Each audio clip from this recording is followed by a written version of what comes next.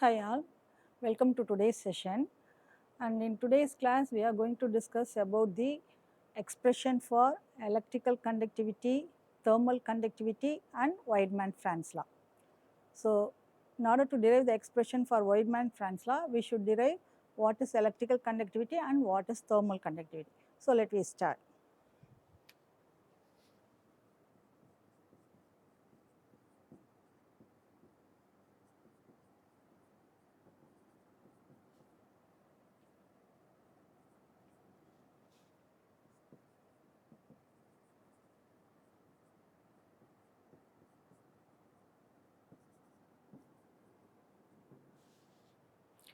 So, we should know what are the postulates behind this.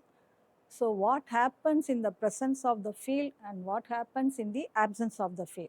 When there is no field, that is the postulates. Coming to the postulates,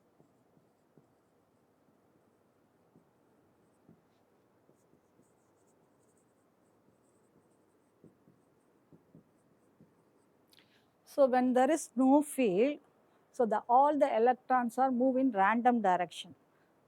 So when there is no field, the electrons are in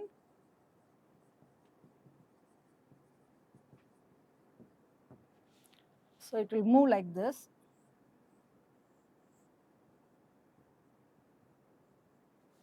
So if the field is given, what will happen?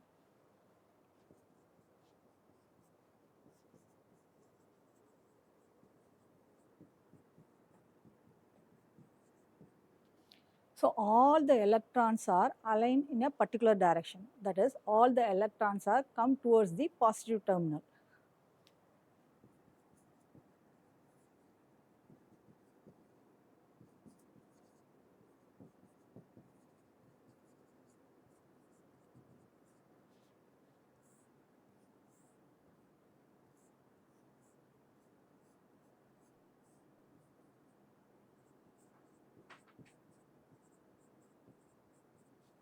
So look here. So the the electrons are attracted by the positive terminal. So these are the postulates. Now enter into the expression for electrical conductivity.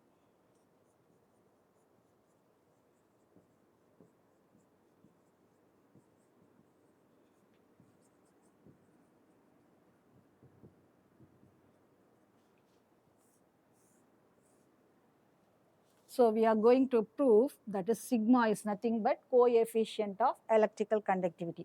That is N E squared tau by M. Its unit is mho per meter.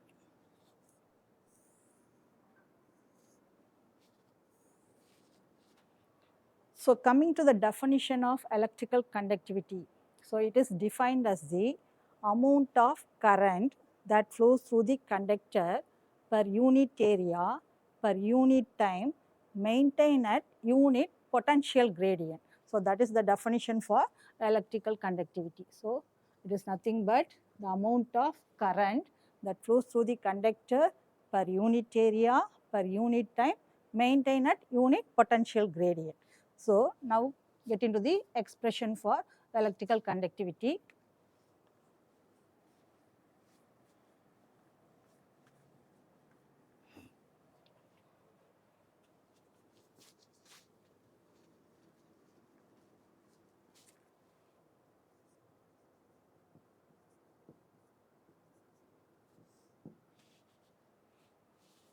So look at the diagram.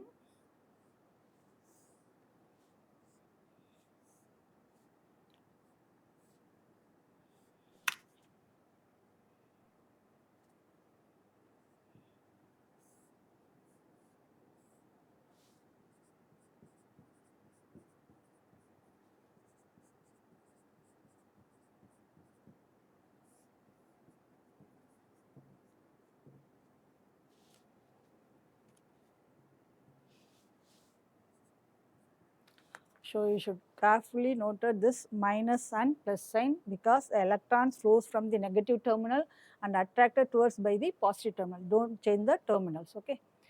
So imagine there exists n number of electrons. There exists n number of electrons. So n is the small n is the total number of free electrons.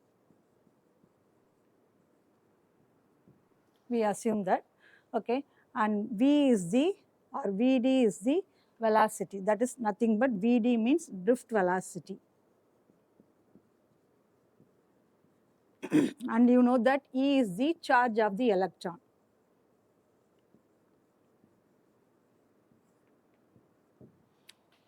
So already you might have come across this expression, that is the current density. Based on this, the current density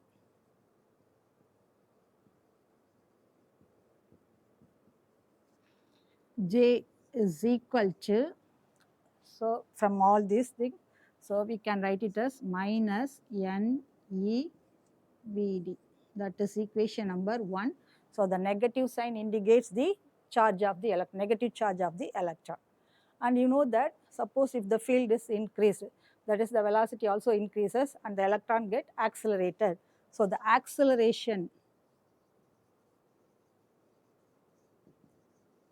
A is equal to, you know, velocity is nothing but distance by, or displacement by time taken, and acceleration is nothing but rate of change of velocity. Here we assume that the velocity as the drift velocity, and drift velocity by time taken, that is tau.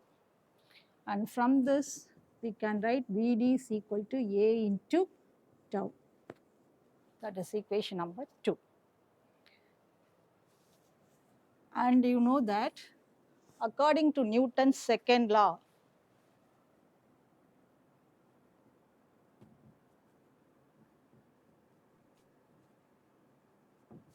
the force is given as F is equal to, the force F is equal to M into A. And due to the application of this electric field E, that is the force experienced, force due to electric field, that is F is equal to minus E. So this is the force given by the Newton's second law, F is equal to ma, and force due to the electric field, this also you studied in the lower classes. So F is equal to minus E. So both are F only. So from these two expressions, that is, let it be equation number 3 and 4. So from equation 3 and 4, so equate these two equations. So ma is equal to minus E, and A is equal to minus EE by M. So that is nothing but acceleration. So now substitute equation 5 in 2. Substitute equation 5 in 2. Therefore, this Vd is equal to, instead of A, use this expression. So minus EE tau by M. So that is equation number 6. And now substitute equation 6 in 1. So 6 in 1. Therefore, J becomes, J is equal to, already one minus sign is here, and minus of minus become plus. So N E squared, here one E, and capital E tau by M. So that is equation number 7. So J is equal to N E squared E tau by M. Already I wrote it as J is equal, that is sigma is equal to N E squared tau by M. That is the expression for coefficient of electrical conductivity. And what happens if we go on increasing the field, that is current density? So current density also increases. Both are directly proportional. So as J increases with respect to the field, applied electric field. So both are directly proportional. So in order to remove the proportionality, we introduce a constant that is nothing but coefficient of electrical conductivity. So let it be equation number 8. So compare equation 7 and 8, both are J value. So from equation 7 and 8, sigma E is equal to N E squared E tau by m. So E get cancelled. So sigma is equal to n E squared tau by m ohm inverse 1, meter inverse 1 or mho per meter. So this is the first expression. So we derived we got the expression for coefficient of electrical conductivity sigma. Okay, you understand? Okay, fine. So next let us move on to the coefficient of thermal conductivity.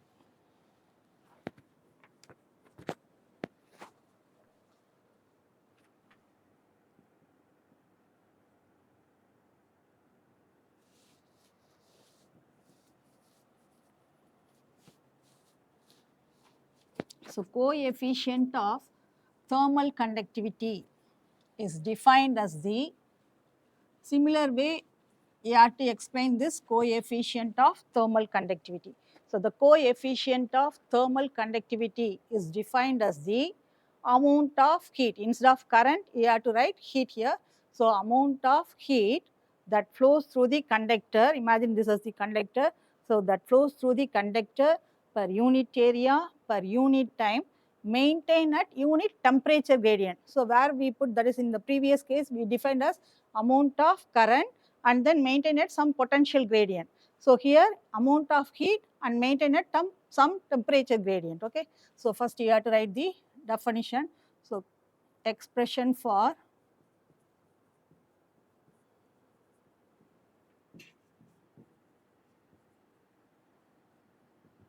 thermal conductivity. So that is the letter K.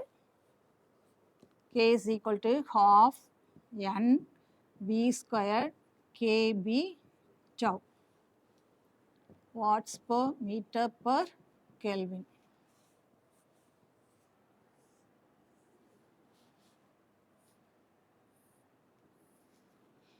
So this is the proof. And coming to the definition, I said the coefficient of thermal conductivity is defined as the amount of heat that flows through the conductor per unit area, per unit time, maintained at unit temperature gradient. Okay. And coming to the derivation,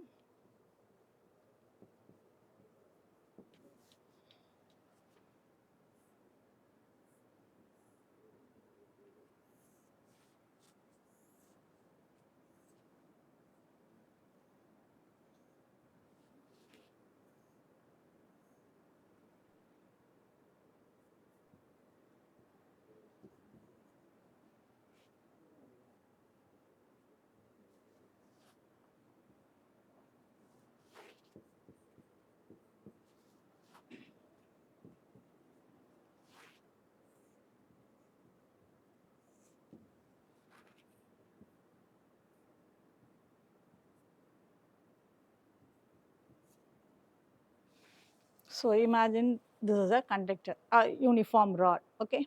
Assume that the length of the rod is 2 lambda.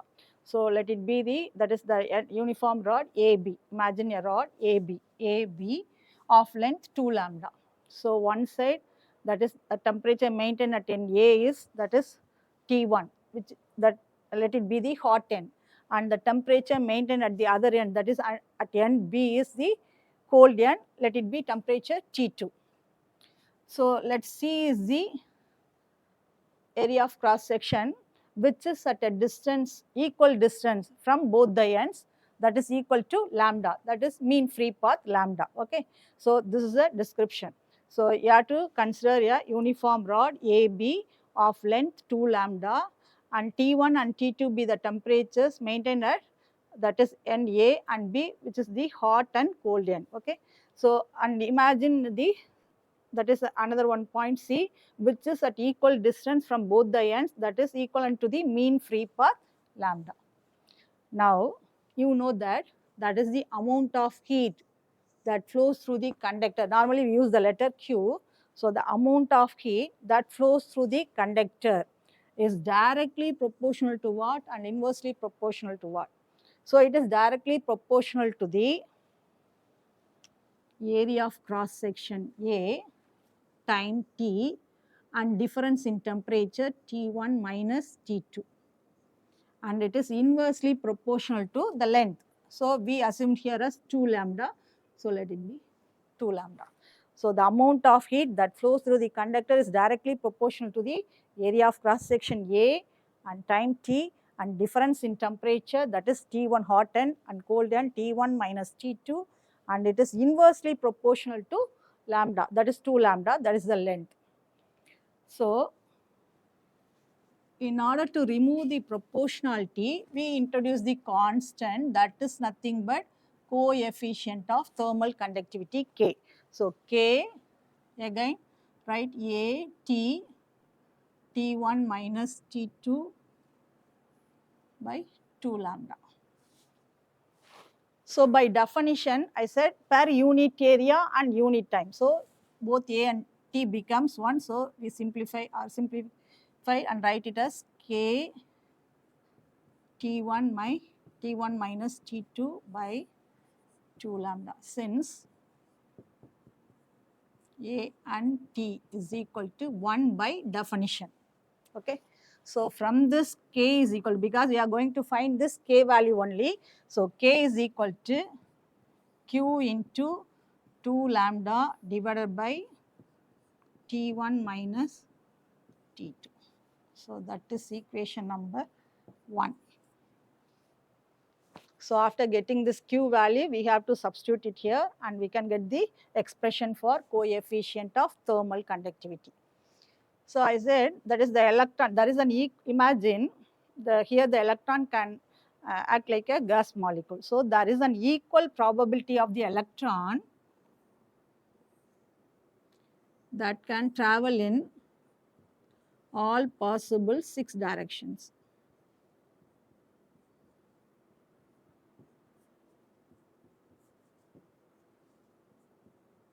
Okay. So there is an equal probability of the electron that can travel or move in all possible 6 directions. With velocity v, we assume that here the thermal velocity as v, and imagine there exists n number of electrons. So out of 6 direction, how many electrons can travel in any one direction? So the electrons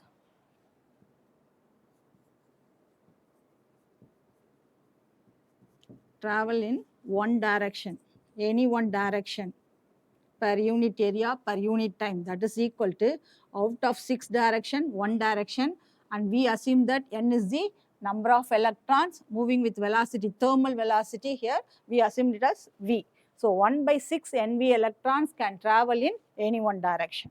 And we know that that is the average kinetic energy of the electron.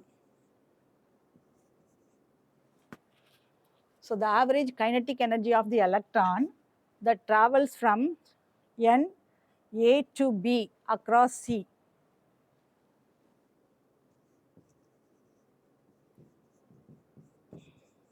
A to B across C of temperature T1, that is equal to 3 by 2, you know this expression Kb T1.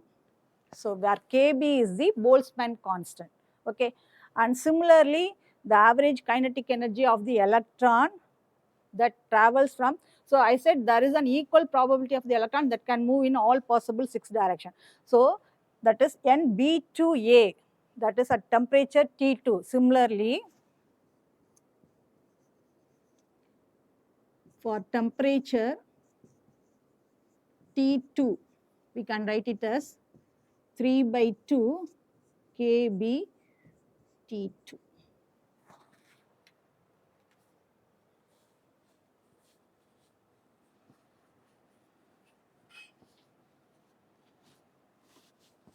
So now we have to find what is the amount of heat energy that transfer from end, that is hot end, to cold end. That is the amount of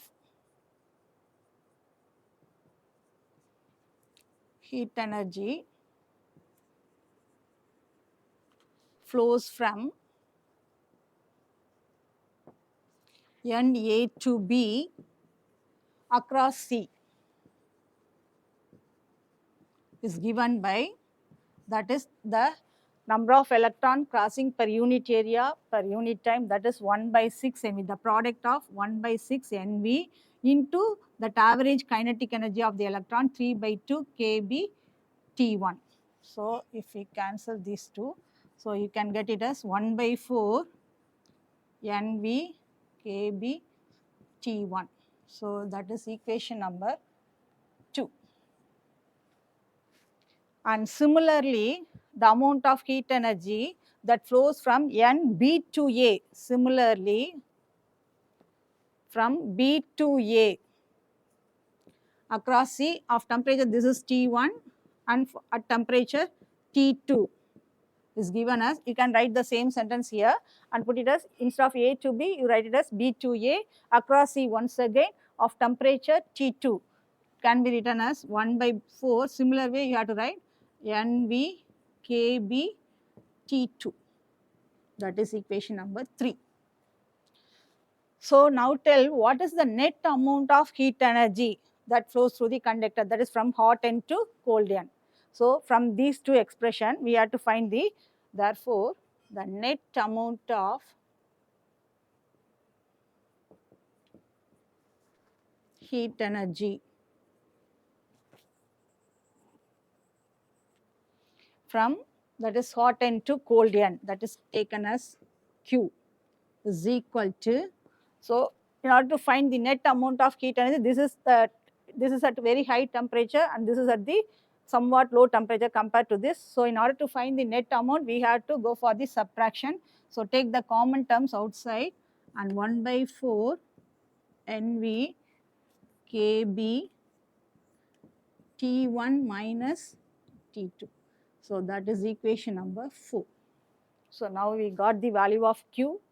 So we have to substitute in the very first equation. So after substituting the Q value, we can get the expression for K.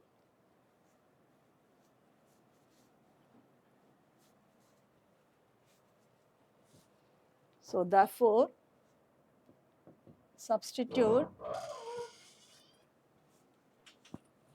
equation 4 in 1. So then K becomes, K is equal to 1 by 4 NV kb T1 minus T2. So already 2 lambda is here. So 2 lambda, then whole divided by T1 minus T2. So cancel the terms, T1 minus T2, T1 minus T2, this 2 and 4 becomes 2.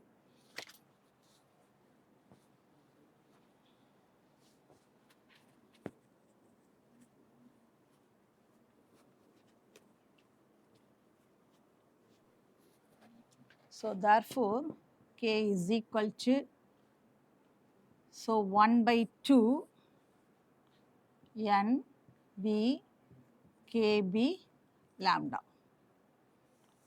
You put K suffix B, this is Boltzmann constant, okay, where kb is the Boltzmann constant.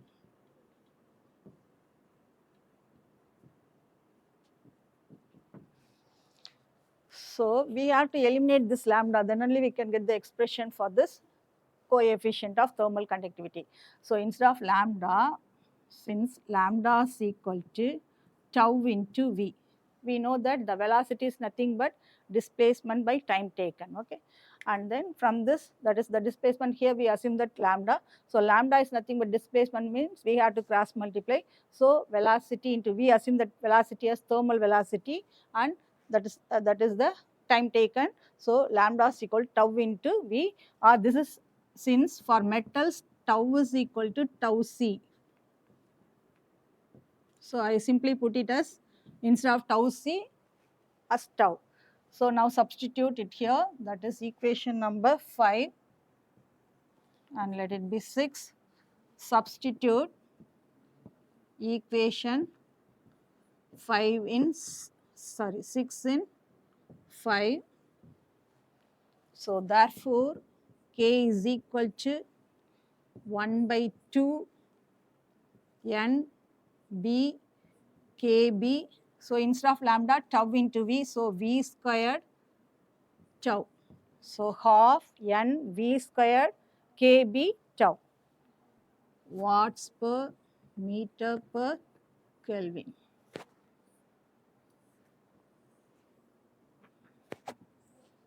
So we got the expression for now coefficient of thermal conductivity.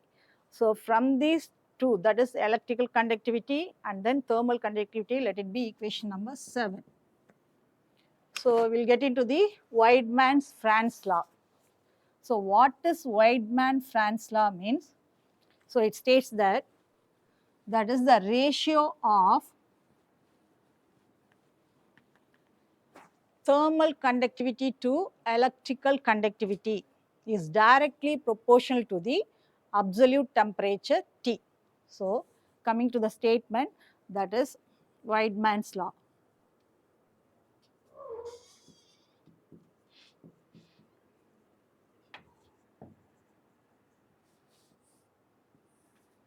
So the ratio of thermal to electrical conductivity is directly proportional to the absolute temperature T. So where K is the coefficient of thermal conductivity and sigma is the electrical conductivity. So in order to remove this proportionality, we have to introduce a constant, that is L, where L is nothing but Lorentz number.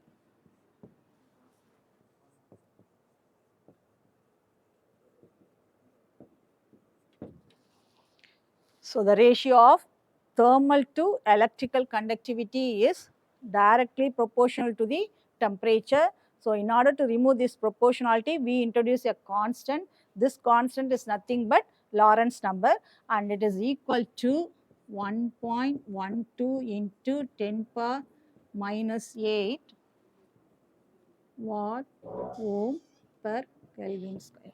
So this is the value of Lorentz number. So we completed what is electrical, what is thermal conductivity, and we got the expression for Widemann-Franz law. So is there any doubt? You can ask me. Okay. So, okay. Okay, thank you.